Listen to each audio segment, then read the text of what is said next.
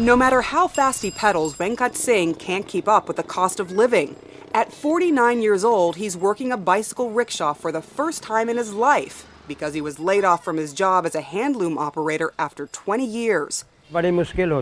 It's very difficult, he says. Sometimes I am not able to pay my rent. Sometimes it gets difficult to buy food. And sometimes creditors line up. It's trouble from all sides. Trouble is hitting hundreds of others like Singh here in Panipat, India, known as the city of handlooms. An integral part of the economy here is beginning to unravel as a direct result of the global economic crisis.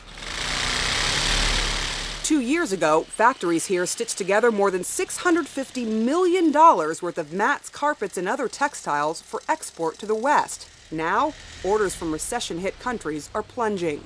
Just 6 months ago, these handlooms were being pushed and prodded by dozens of workers making carpets inside this Panipat factory. Today, it's the middle of the week. It's almost silent in here. In fact, there are only 2 guys working the looms. Panipat's export industry has shed 25,000 jobs, about a quarter of its workforce, according to Indian trade union officials. V.S. Jugglan isn't sure how much longer his family-run factory can hang on. My business has gone down almost 60%. 60%? Yes, down.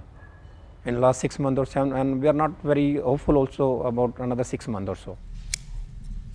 Jugglan used to employ some 250 people. Now there are 50, and he's one of the lucky ones. 90% of factories have shut down in Panipat as a fallout of the global crisis, this labor rights activist says.